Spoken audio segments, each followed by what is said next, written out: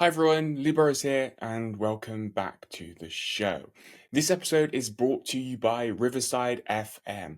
What is Riverside FM? Riverside FM is an all-in-one recording and editing platform created for creators and podcasters like myself. Like, quite literally, without Riverside, I would not be able to bring to you the podcast and episodes every week, as this is the platform that I use to connect with guests and record episodes. It's such of an amazing tool that has saved me so much time to produce episodes and bring them to you every week with an easy to use online studio and suite of AI tools where you can create clips for social media and so much more. If you are a fellow creator or podcaster like myself and would like to check out Riverside FM, then head to the link in the show notes of this episode where you can get 15% off your subscription.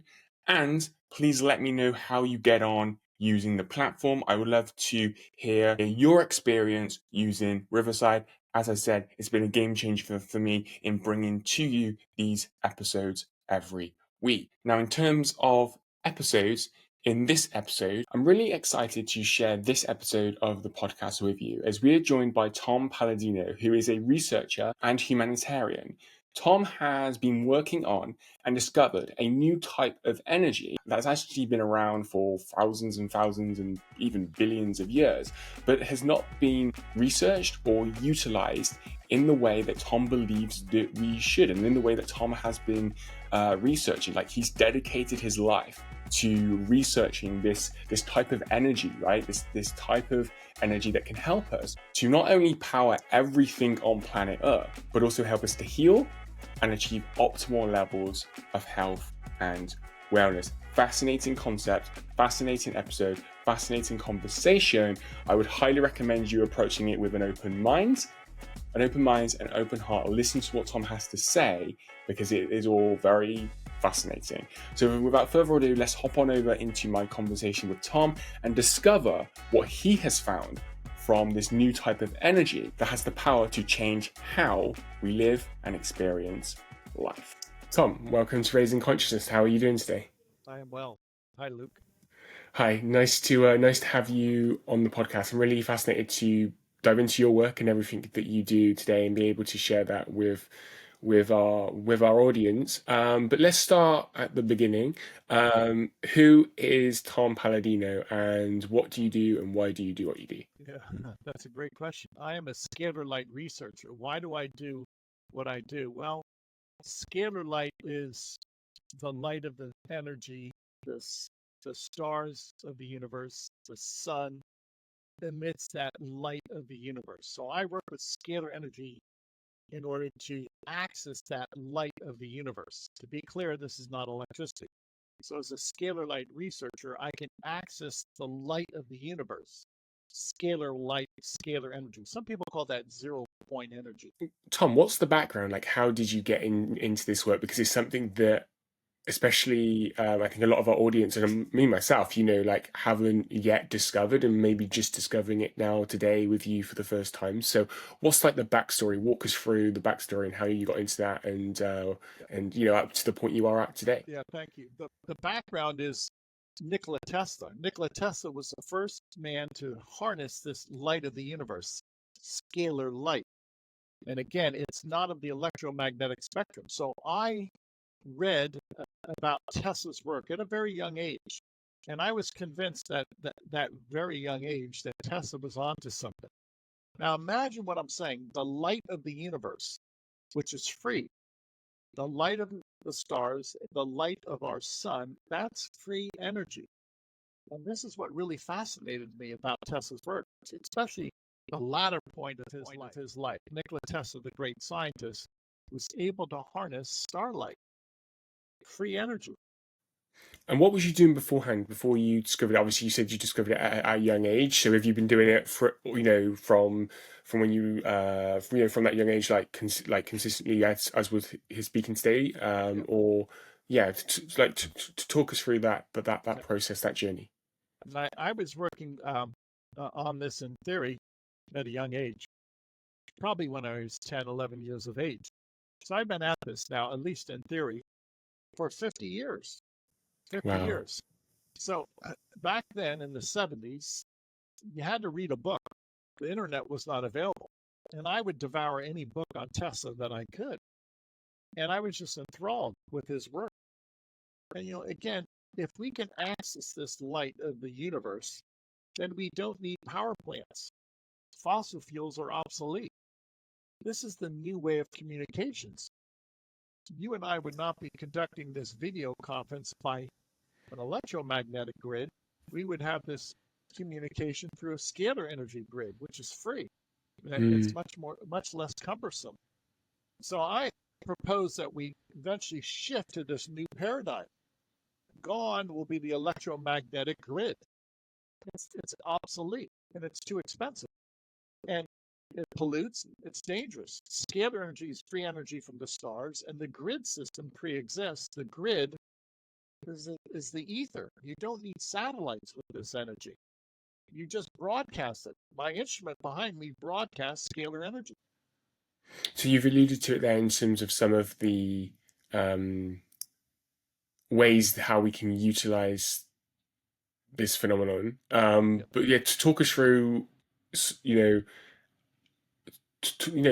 like a lot of people might again discovering this for like the first time, they might be familiar with some of Tesla's work, but obviously not at the scale of yourself, or they might have heard the name in some kind of context. So what can this light be used for? I was reading through some of your work, and obviously you've done a lot of research of this over the years, and it can actually be used to actually improve our health as well. So just to talk us through like some of the top ways how you feel like the average person who's listening to this right now can start to utilize this in their day-to-day life, and then maybe go from, as you were alluding to there, more of a societal level as well.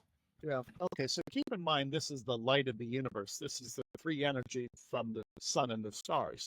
Now, obviously, this world, your living room, my home is flooded with this energy.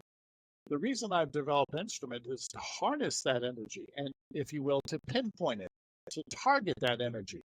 So how can this improve our health? Well, it does every moment of our lives. Sunlight, starlight gives us light. Without light, which is a first principle, without light, you do not have any action in the universe. So all action begins with light. Light is fundamental. Now, I've taken that light, the light of the universe, and I've targeted it through a person's photograph. I'm going to explain. I work with photographs of people. This is my photograph that has my force field, my energy field. I actually take a photograph of a person, print it out on a piece of paper, and place it inside the instrument. So I don't work with people in a biological sense. I work with people through their force field, and their force field is imprinted on a photograph. So with a scalar light instrument, you can access a person in two different locations. I don't access the person biologically. Nobody comes to my laboratories. I access a person's energy field through their photograph. So this is the new science in which you can be in two places at once. For those that don't know what an energy field is, what's an energy field? Yeah. You either have an electromagnetic energy or you have a scalar energy field. And it's simply a dimension. And what I propose is this. Yes, electromagnetic theory is correct. Much of it is correct. And it does have a presence. It does have a specific, if you will, signature. But there's another energy field. There's another type of energy, scalar energy, that likewise has a distinct character. And it's separate. It is not electricity nor magnetism. Sadly, today, academia only considers one energy, electromagnetic energy. They're wrong. There's two energies, scalar energy and electromagnetic energy. Both coexist, let's say, within the universe. We have to realize that there's another energy spectrum or another force field, scalar energy. Once we realize that, then we'll be able to utilize this energy, harness it, utilize it to perform functions. And that's where I'm at right now. I am demonstrating the function of scalar energy. Why in the mainstream do we fail to recognize it, or in academia, as you were alluding to there, like why, like what like why did they do that? Yeah, why is this being ignored? Let me demonstrate, Luke. I'm holding in my hand a light bulb. It's not plugged in. When I place this close to the instrument, it illuminates under free energy. Well, that's a demonstration of free energy illuminating a light bulb. Now, what's the point? Free energy will change the economic order. Free energy will change industry. I've demonstrated in my laboratory time and time again that these are free energy instruments. I'm not working with electricity. Now, if I can illuminate one light bulb, eventually I should be able to illuminate 1,000,000 light bulbs. With the free energy of the sun and the stars, not relying upon fossil fuels or wind farms, not relying upon satellites. So this will change industry. This will change the way we live. And so, are you alluding to that because industry doesn't want to change for whatever reason that they ignore it? They ignore it.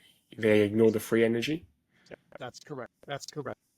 But let me give an analogy. At one time, many people had horses or a horse and buggy, and that was the preferred method of transportation. Today, I'll speak for the United States, where I live, very few people have horses and buggies. People have cars, motorcycles, pickup trucks. People have different means of transportation. So this, if you will, passing on of technology, this progression now must be observed in the energy field. The horse and buggy right today, as we speak, is electricity. That's the horse and buggy. The new energy field we need to work with is scalar energy. How do you harness it? Obviously, you're in your lab. And for the people who are watching this on YouTube, if they're not and they're listening on the podcast, then go over to YouTube, check it out. You'll be able to see Tom's lab behind him, and obviously lighting up the light bulb beforehand. So I'm kind of curious, like on a more maybe like practical level, like how that actually works and how we can all tap into that and harness that for ourselves, because we don't all have a laboratory at home. Yeah, thank you. So the key is instrumentation. The key is technology. This is tested technology behind me. This is one of the scalar energy instruments that I'm working with. Now, take a look at that loop. You don't see any moving parts. You don't see an armature. It's not an induction motor. Where's the kinetic energy coming from? From the stars. This energy, if you will, captures the light of the universe. So the new power plant are the stars. Now imagine what that means. We don't need power plants. You don't need coal power plants. You don't need wind farms. You do not need nuclear reactors. You don't need an electrical grid. It's all free with scalar energy. So I propose a new way of living. The scalar energy paradigm will change the world. Can you dive into that new style of living? Like, what does that look like? Yeah, presently I've perfected this technique of working with people's photographs. Again, I actually take a photograph of a person, print it on a piece of paper, and place it inside the instrument. Now that photograph, my photograph, is experiencing scalar energy. Now, what does that mean to me? It doesn't work with me in a biological sense. It's not an energy that works with my flesh and blood, so to speak. That process works exclusively on my photograph that captures my aura or my energy field. Now, to demonstrate it as such, if you're an architect, before you build a building, you have plans. You have architectural plans. You have the intelligence precedes the physical building. Well, when I'm working with a person's photograph, I work at the level of intelligence. I don't work at the physical level. So I work with the template, the energy field, the intelligence of a person, their aura. Some people might call it their spirit. Some people might say that that's their, if you will, scalar energy signature or the force field at a higher level of information. And when I can extract my photographs through information, therefrom we see manifestations usually in the physical realm. Now that can't be proven yet, but it's my druthers, it's my opinion. I'd much rather work with a photograph at the level of information than work with a person in the flesh at the level of biology.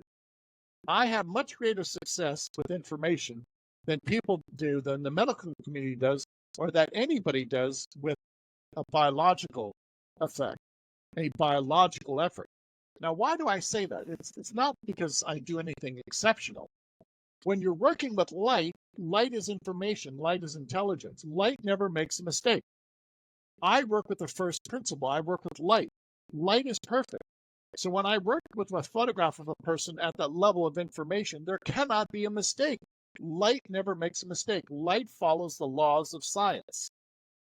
When people work with a person, or somebody will work with themselves in a biological sense, in a biochemical sense, there are mistakes. There is a lack of interpretation. There is a lack of understanding. So I propose that both states are important. Sadly, today in the health field, we only consider the biological effect, the biological level. We're not looking at the informational level. And the way you access a person's informational field, their force field, is through scalar energy. So not until the world accepts scalar energy as a science will we be able to access their information field, which is a scalar energy dimension. So there's two dimensions, an informational dimension and a physical dimension. Where are we on the path of the scalar energy being accepted by the masses and being integrated? It's coming. And God bless the people. God bless the people, because it's a grassroots movement. Notably, government, big business, academia, think tanks are not attending to this matter. They should, but they ignore it, or they've been told to keep it suppressed. So that what I see is a grassroots movement that will continue, and this will grow with the people. It's a grassroots movement, and I am very proud of the people for considering this. When I was looking through your work, the concept of quantum healing came up. How does quantum healing relate to scalar light? Okay, that's a good point. So this is quantum healing. Thank you. This is informational healing. Now, it's a new science that I've developed, in which I can access a person's aura or their force field or their quantum field, their energy field on a photograph. So what am I saying? I've proven, and my predecessor, a man by the name of Dr. Galen Hieronymus, has proven that a photograph carries my signal in real time. So everything I'm experiencing, soul, mind, and body on the photograph, is the copy or the identical signature of what I experience as a person. Now, to use an analogy, I can see you in the computer right now. I can see Luke. Even though Luke is not in my laboratory, I see him through an image. There's a photograph, so to speak, of Luke. Well, if I can see you through my computer, why can't I see a person through my instrument? I can. So this is, if you will, an analogy where Luke and I can have a conversation. We can see one another. We can converse. We can communicate through a computer. I can communicate with a person through their photograph. Now, what I find that is very advantageous is that I can miniaturize these photographs. My instrument can work with 2-3 million photographs a day. That, if you will, portends a global healing ministry. That, if you will, leads the way to what I would consider a world-scale healing ministry. What, not necessarily, I think evidence is the wrong word, but case studies or testimonials have you been able to gather the way you've used this to help people in the context of healing? Yeah, that's a good question. So when I'm working with this energy, to be clear, there is no biological test, because we're not working per se at the level of physical science. Everything that I work with is information, which is non-physical. So the modern day science, including modern day medicine, cannot measure what I'm doing. I do not say that I'm working along the, if you will, within the laws of modern day science, which would be electromagnetic science. Now, I can prove my work through testimonies, and only through testimonies. Why? This is such a new science, there's no testing method. I've developed this process. I am the trailblazer. There is no scientific test for scalar energy. Furthermore, if this is the light of the universe, and it, if you will, diffuses throughout the universe, it's infinite energy, and you cannot measure an infinite value. So there is no basic unit. We cannot measure infinite energy. So even if we can prove scalar energy exists, how do we measure it? My consideration will never be able to measure it. It's infinite. There's not wattage. There's no mile. There's no kilometer. Everything is infinite. Okay. So I have to prove my work through testimonies. That's the only way I can prove this. And again, I'm the only one in the world with this type of instrument. So I'm going to share with the audience a method that I've perfected. Now follow my thinking. I'm going to hold up a photograph of the Epstein-Barr virus. This is a magnified photograph of the Epstein-Barr virus that has a signature, an energy field, a force field. When you're working with scalar energy, everything is information. It's non-physical. Epstein-Barr has a signal, a signature. My photograph is a signature. If I place these two photographs inside the instrument, the signatures share with one another. They communicate. Epstein-Barr has a signature. If my photograph, my information field has the signature of Epstein-Barr, the instrument will identify Epstein-Barr in my force field, in my photograph, and eradicate it or bring it to a state of chaos. Always working through the photograph, always working at the informational level. Now, what do I like about the informational level? It's always the cause. I don't have to worry about biological effects.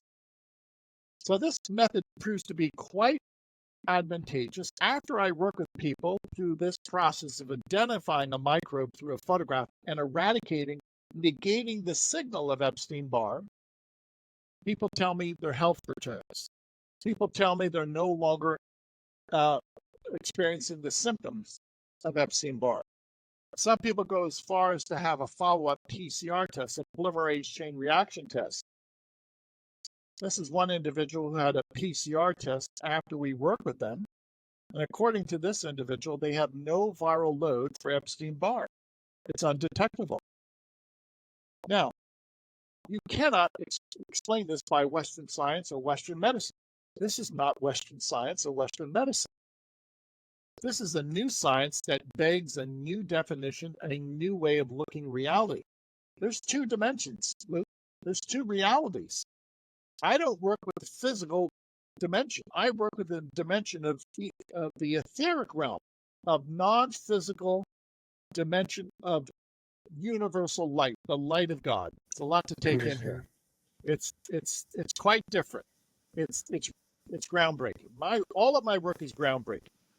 And with the exception of my predecessor, a man by the name of Galen Hieronymus, I don't have any.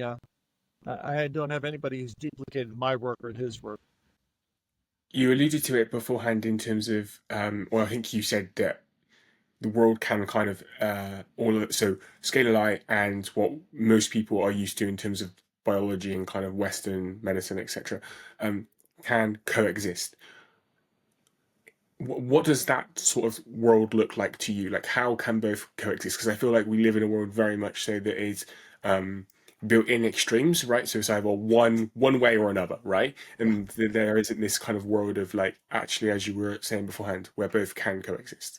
Yeah. So what does that world look like to you, where we're utilizing scalar light for healing, for all of the other amazing benefits as we're learning about today, but also utilizing what we already know, and like, where does what we already know, what we're already using, fit into scalar light? Yeah, thank you. So in order for any technology to be embraced, people have to see results. And I'm all about that. I have a free trial on my website. I want people to experience this. I don't expect people to understand this. It's groundbreaking. I'm the inventor. I've discovered these processes. So first and foremost, it's education, then general acceptance, and then the general public will demand a scalar energy paradigm. But we're still at square one. We're still at chapter one, education, awareness. It's going to take some time. And what are you doing from an educational point to educate people? I've written 300 articles, 400 articles that are on my website. I hold frequent podcasts. Thank you for allowing me to share my discoveries with your audience. I try to have a presence on social media. That's all I can do. Now, bear in mind, there's one researcher. It's me. And there's only so much I can do as Of one course. researcher. Yeah, no, I feel you there. When we are, I'm not a researcher, but when we are solopreneurs or one man or women team, right? There's only so much that we can do in what we do. So I definitely resonate with you there. In terms of your research, is there anything we haven't covered from your overall research throughout the years that you want to share, or that we haven't covered that it was going to be valuable to people listening? Look, let me present this motif. This is an image of scalar energy. It's a double helix. That's an animation, but it serves a purpose. If you could see scalar energy, it would look like that, emanating from the Tesla coil. Now, I'm going to show you a few other images. This is an actual time-lapse photograph of scalar energy, a scalar wave emanating from the Tesla coil. Look at that. That's a double helix. Now, I'm going somewhere with this, so bear with me. It's a double helix. What comes to mind that's a double helix, Luke? DNA. Now, look at this motif. Mm. Now, think this through, people. The light of the universe is responsible for instructing everything, including DNA. This double helix from the sun and the stars, the light of the universe, downloads, presents the motif for DNA. Our DNA is scalar energy. Our DNA is created by scalar energy, maintained by scalar energy. Remember, we're working at the level of cause, the informational level. We're not working at the biological level. So this non-physical energy provides the architectural blueprint for our DNA. First comes the instructions, the information, then comes the biological manifestation. How important is scalar energy? It creates life, L-I-F-E, life. Every genomic form is created by scalar waves, scalar light. It's come up a few times during our conversation, cause on the information level, I believe, if that's correct, and then effect. Is that different from, so I've come across like universal laws, principles, obviously you have like law of attraction, etc. There's the law of cause and effect. Is that different to what you're talking about here? Sorry for my naivete. It just kind of sounded familiar, or is that completely different? You're not naive. That's a brilliant conclusion. This Cool. is the Okay. law. This is the law of cause and effect. There has to be instructions for everything. Remember, I started off this conversation by delineating that scalar light is the light of the universe, which are the instructions of the universe at the top. Why do I keep showing you the top, your audience, the top? It mandates creation. First, you start with light, and therefrom creation will play out. Creation is the result, the effect of light. So when we work with scalar light, we are working with the animating force of everything from the elements of the periodic table to the stars, everything from the way your building material in your home is organized, everything about your biological body, your dream state, your chakras, everything is dictated by light, by instructions. How important is scalar light? It created the universe. It maintains the universe. That's how important. There's nothing more important than light. And when we're talking about scalar light, are we actually talking about um, literally like the light around us? So we're both, so now it's, for me, in the afternoon, I guess it's morning for you, and, we go outside and it's light, right? When we're talking about light, I'm just trying to understand this for our audience. Are we actually talking about like generally like the daylight, the light around us when we are awake and conscious, if that makes sense? Or are we talking about something different? Yeah, that's Is brilliant. it? It's That's literally brilliant. the like light around us, basically. Yes, Yeah. the universe is flooded with scalar light. Now, in this Mm. world that we live in, we're also flooded with electricity and magnetism, the electromagnetic spectrum. The two coincide in this planet Earth. The only place you're not going to find electricity and magnetism is in the center of the sun or the stars.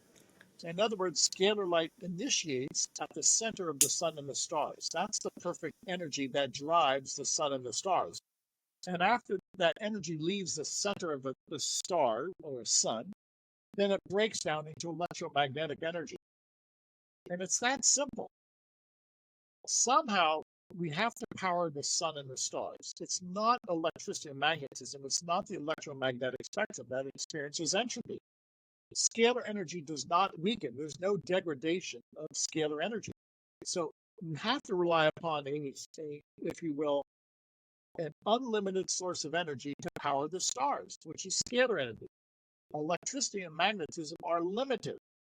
So once we realize that scalar energy powers the sun and the stars, that scalar energy is stored, that the sun and the stars are the storehouses for scalar energy, we'll make great advances in science. But this has been suppressed. Now, Nikola Tesla, the great scientist, realized that the sun could be controlled, so to speak, or harnessed by scalar energy. Tesla frequently referred to harnessing the sun. He realized later in his career that that was the source of all intelligence, of all energy. Maybe another naive question. I'm connecting dots between what I've learned about on my own health journey and obviously what we're talking about here today. So a lot, I don't know if you're familiar, Tom, but a lot in the health field, especially, like what I've discovered is the importance of getting sunlight first thing in the morning, right? Like limiting our devices, going outside, flooding ourselves with light. I'm not actually sure on my question, but I'm kind of trying to make a connection between that and what we're talking about here today. Is there a connection between the two, or am I missing the point on actually that scalar light is, as you mentioned beforehand, infinite, and so it's all around us? Yeah, if you will, scalar light always initiates at the center of the sun and the stars as a double helix. And then one helix will degrade into electricity, and the other one will degrade into magnetism. So Okay, that makes sense. There's a conversion of the double helix into electricity and magnetism. It's that simple. I'm flabbergasted that science hasn't picked this up yet. There's a conversion. The sun and the stars, all stars exhibit this double helix. And eventually that double helix in many environments will break down into electricity and magnetism that operate in a perpendicular fashion. It's so simple. And it has to be simple because if you will, the universe can only abide by these simple, straightforward laws. A law, once you find a fundament, that fundament is always simple and straightforward. Now, what the effect is manifold. But when you're looking at science, the laws of science are simple. This is the simple law of energy. All energy initiates as scalar energy from the stars. It's the light of the universe. It's a double helix. And scalar energy will convert into electricity and magnetism when the scalar wave breaks apart. It's that simple. But is that taught by academia? No. What a shame. So what's the point of all this? Technology helps people. Earlier today in my laboratory, I was working with close to 500,000 photographs of people. Accessing those people in their quantum state, the information state. Nobody has ever traveled to my laboratory. This instrument cannot fit a person. I only can fit photographs in the instrument. So this is a new way of looking at a bilocated version. This is my bilocated version, my photograph. So modern day medicine wants to work with people in the flesh. I understand. There's merit to this. I choose to work with photographic force field, which is the bilocated version of a person. There's two Toms. That's my second Tom. Here. If I had another scalar energy instrument, and I put these two photographs in those other instruments, then there's three Toms. A biological Tom, my copy in one instrument, and my copy in the other instrument. So what am I getting at? With the scalar energy instrument, you can bilocate, you can trilocate, you can multilocate. That's the new science. And it has nothing to do with electricity and magnetism. Science, we've alluded to it a few times. So I understand that if we let's just for simple terms call this the new science, works on information level. Old science, maybe call it works on effects kind of level. What would you say to someone who sees science as just science, and that the and that the laws across all science is the same? Can you repeat that? I don't quite understand the question. Because like some people might just see science as science, right? They might not see as, like so we've been talking a lot about how biology, like you don't work on that biological level, but that for a lot of people is still science, right? Physics is still science. You have all these kind of different areas of science. So for those that kind of just see science as science, like would this just be another strand of overall science, not necessarily new science, I guess, if that makes sense? Because this science is as old as the sun and the stars. This science, scalar science, began when God created the sun and the stars, and God chose to animate the sun and the stars with a double helix. Now, we simply have to embrace this science. Use an analogy. 50 years ago, we did not have computer science. Only a few specialists were working with computers 50 years ago. Today, everybody has computer space back in the modern day world. So scalar energy will follow that trajectory. Yes, one time computers were fully understood. Today, computers are a necessity, found in every house and every business office. Scalar energy will follow that trajectory. Computer science is real. Scalar science is real. It's just a matter of education, and then people will embrace the technology. Going back to the instrument, the instrument behind you. Obviously, this will be probably most valuable to those who are watching and not listening, but I would advise everyone to go and watch as well.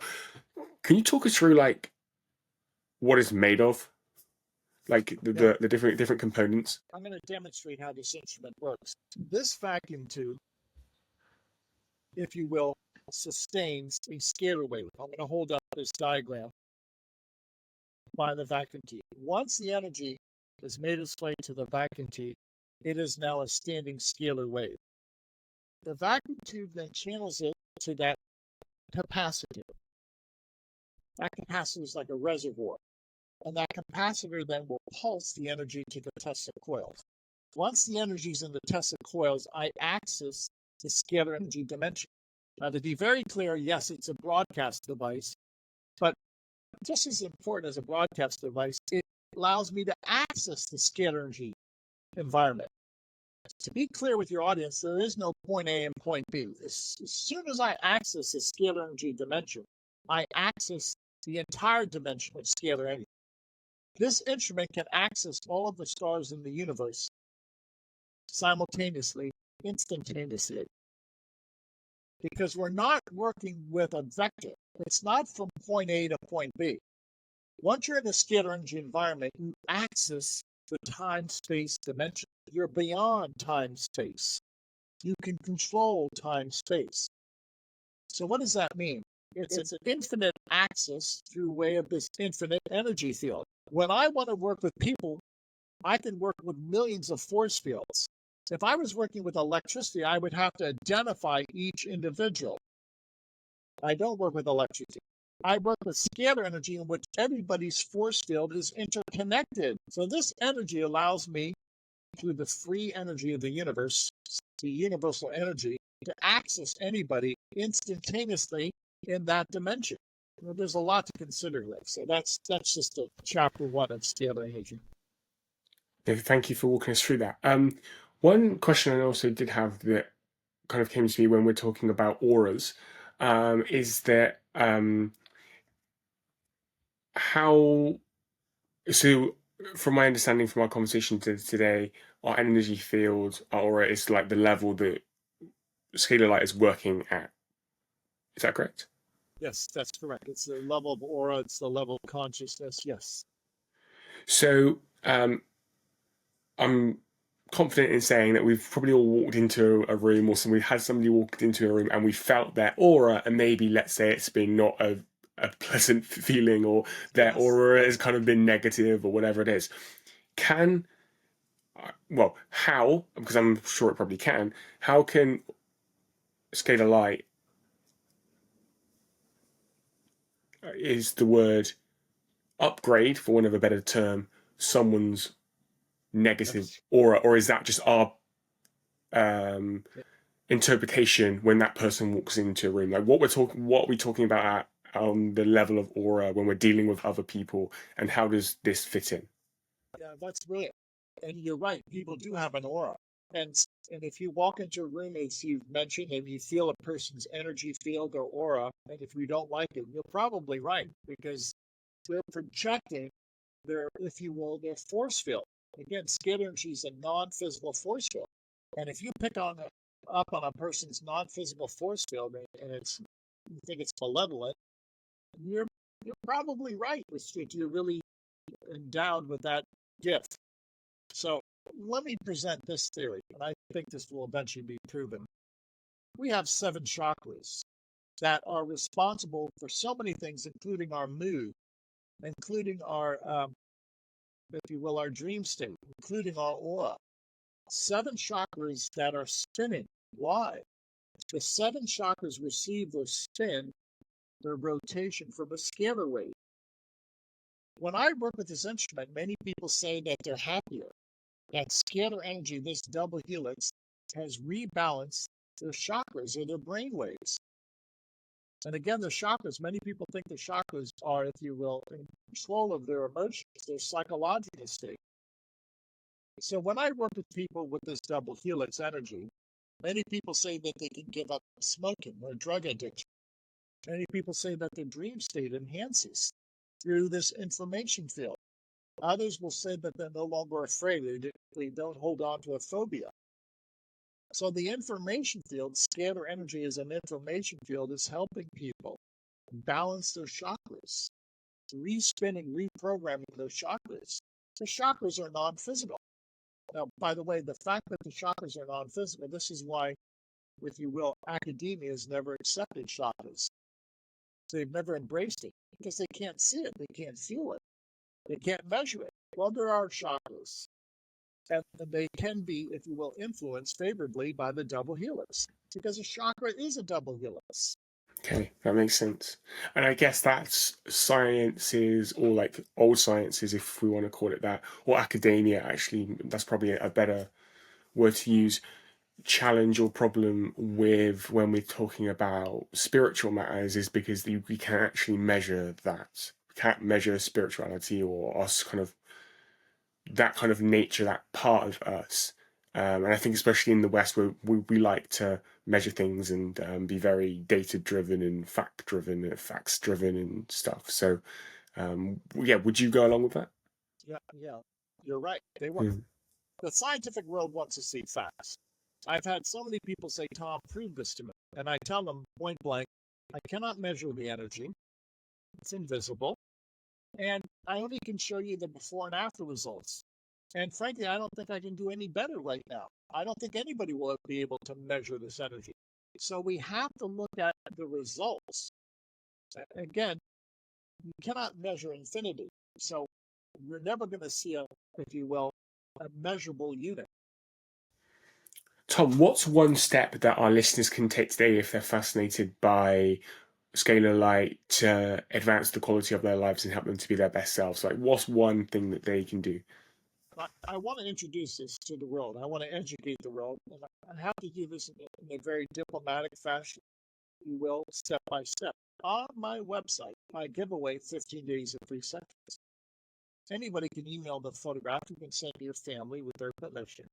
Email us your family photos. The instrument will accommodate thousands of photographs. And you can include your pets, and we'll work with you for 15 days. We'll balance your chakras. We'll identify and we'll negate, we'll eliminate germs, viruses, bacteria. And we can also download, we can also impart vitamins and minerals into your quantum field through scalar energy.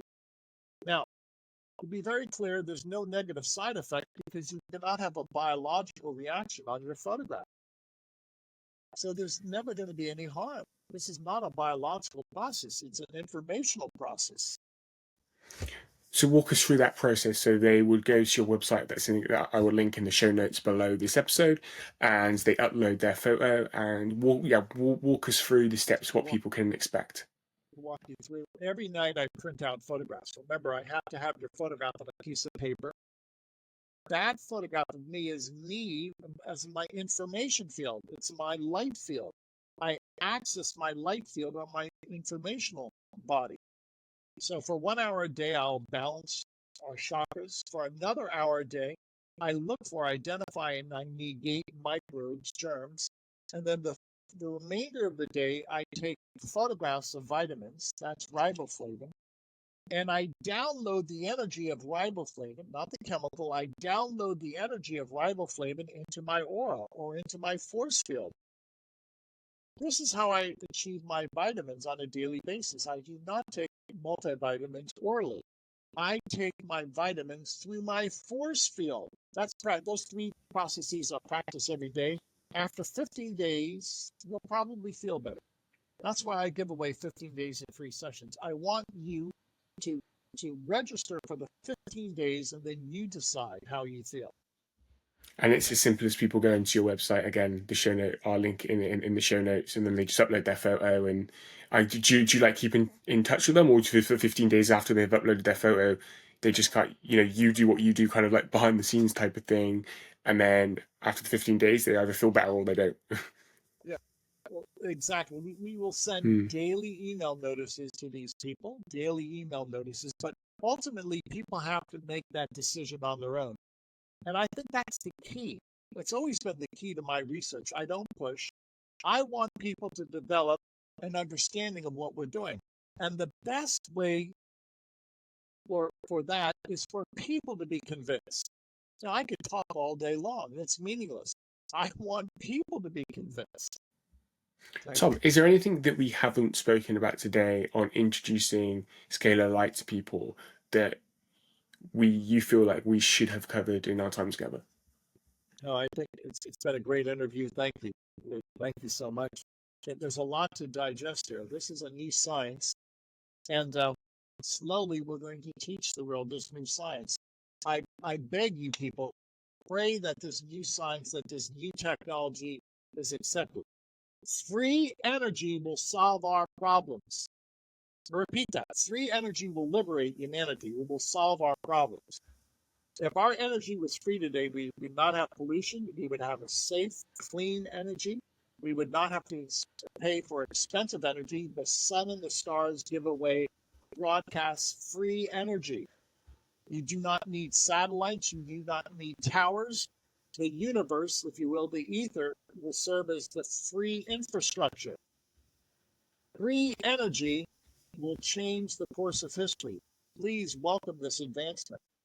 Finally, Tom, are there any, if people want to, obviously they can go to your website and experience this for themselves, but if they want to become more educated, I guess, and learn more about it, obviously, again, you've alluded to the articles that you've put together.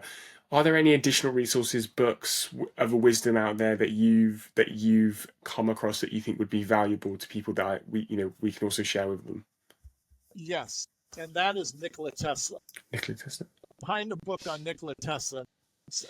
Hopefully, it's an accurate book, and read about Tesla and his work. Now, to be clear, very few scientists have ever developed instrumentation. These are not electrical instruments; they're scalar instruments. So you could start with Tesla. Tesla was the master. There's nobody to compare to him. I learned from a Dr. Galen Hieronymus, but he was never published. It's very poorly understood what he's accomplished. So Tesla has a wider acclaim.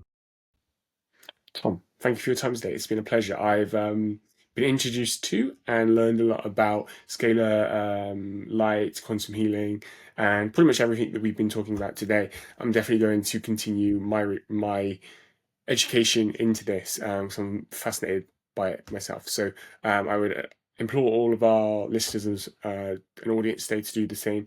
And yeah, just thank you for your time. I hope that you enjoyed this episode with Tom Palladino and learned a thing or two about Scalar Light Energy, which is a fascinating topic. I don't know if you noticed, like in the conversation, I was in a deep thought a lot throughout our conversation today, because it's one that really blew my mind, and one that I'm definitely going to continue to research myself and dive into and have further conversations with Tom. But that aside, I hope that you gain value from this episode, and I would implore you to also use this episode as the start of your journey of researching this topic more. All of Tom's links are in the show notes below. Please do check them out and support the work that Tom is doing. I think that it's vitally important, and I'm always curious about these types of new discoveries and new research that can help us to better our lives. And I think that this discovery, or these sets of discoveries that Tom has made around scalar light energy, is definitely something that we can utilize to advance the quality of our lives, and hopefully you feel the same. So all of Tom's links are in the show notes. Please check them out. And if you like this episode and want more content like this, then hit that subscribe button, hit that follow button wherever you're listening or watching to this episode. And I look forward to speaking to you in the next episode really, really soon.